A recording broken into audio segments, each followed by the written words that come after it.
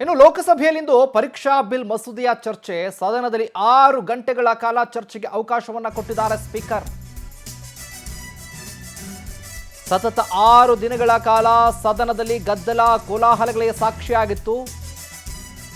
ಇವತ್ತು ಪ್ರತಿಭಟನೆ ಕೈಬಿಟ್ಟು ಚರ್ಚೆಯಲ್ಲಿ ಪಾಲ್ಗೊಳ್ತಿದ್ದಾರೆ ವಿಪಕ್ಷದವರು.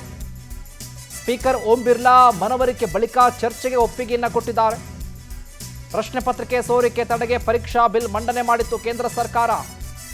ತಪ್ಪಿತಸ್ಥರಿಗೆ 10 ವರ್ಷ ಜೈಲು ಶಿಕ್ಷೆ, 10 ಕೋಟಿವರೆಗೆ ದಂಡ ಅಂತ.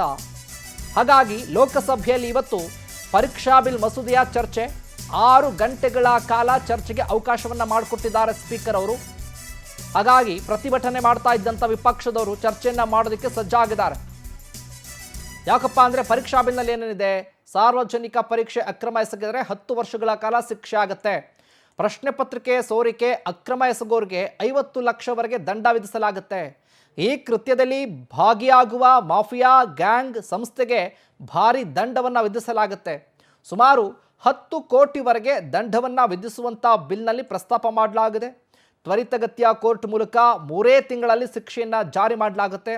ಪ್ರಶ್ನೆ ಪತ್ರಿಕೆ ಲೀಕ್ ಮಾತ್ರ ಅಲ್ಲದೆ ಅಭ್ಯರ್ಥಿಯ ಬದಲಾವಣೆ, ಪರೀಕ್ಷೆಗೆ ಸಂಬಂಧಪಟ್ಟಂಥ ಸೈಬರ್ ಫ್ರಾಡ್ಗಳಿಗೂ ಕೂಡ ಕಠಿಣ ಶಿಕ್ಷೆಯ ನಿಯಮ ಇದೆ. ಇದರಲ್ಲಿ ಪರೀಕ್ಷೆ ವ್ಯವಸ್ಥೆಗೆ ನಂದನ್ ನೀಲೇಕಣಿ ನೇತೃತ್ವದಲ್ಲಿ ಟಾಸ್ಕ್ ಫೋರ್ಸನ್ನು ಕೂಡ ರಚನೆ ಮಾಡಲಾಗಿದೆ.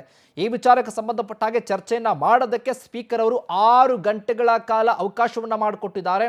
ಇವತ್ತು ಇದೇ ಸದನ ಯಾವ ರೀತಿ ಆಗುತ್ತೆ, ಸದನದಲ್ಲಿ ವಾದ ಪ್ರತಿವಾದಗಳು ಹೇಗಿರುತ್ತೆ, ಸದನದಲ್ಲಿ ಪ್ರಶ್ನಾವಳಿಗಳು ಹೇಗಿರ್ತಾವೆ, ಕೇಂದ್ರ ಸರ್ಕಾರ ಹೇಗೆ ಉತ್ತರ ಕೊಡುತ್ತೆ ಅನ್ನೋದನ್ನು ಕಾದು ನೋಡಬೇಕಾಗಿದೆ.